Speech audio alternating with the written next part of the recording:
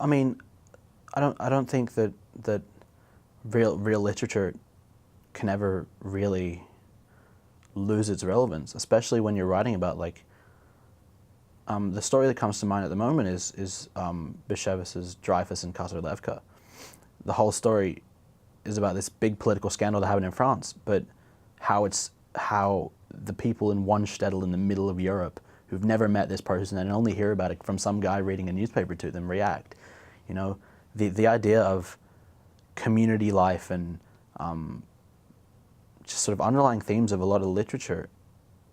Not only is it all really about nostalgia, so it can only increase its potency with time, but there's something about the pictures it paints that no matter where you're reading, if you know a little bit about Judaism or Jewish history, or even general Eastern European history, you get this just picture in your mind of life, and you can relate to these characters who, you know, never really existed even when they were being written about. They were like, you know, 200 years removed or so.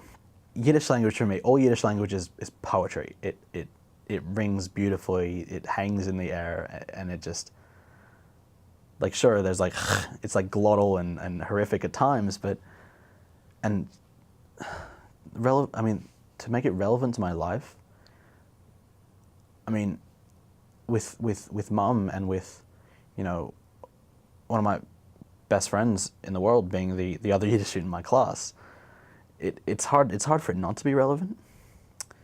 Like, I understand why people would say that, people who don't know, because Yiddish, outside of the Hasidic community, Yiddish it's hard to get access to, but once you have access to it, it's like stepping through a door, and on the other side of the door is the whole world.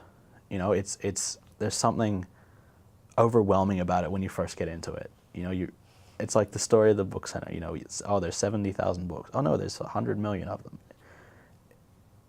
And there's you know, you could spend your whole life reading Yiddish literature and never get through more than 1% of it. It's just there's this whole history and life, and it's still going today. And there's, you know, there are secular communities in the world out there where people still speak Yiddish on a daily basis, and there's something about this like emotional connection people have to this language, you know, and people like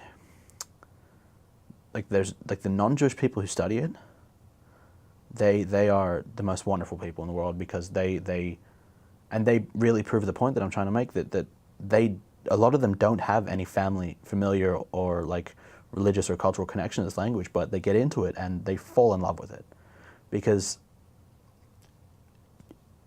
how can you not?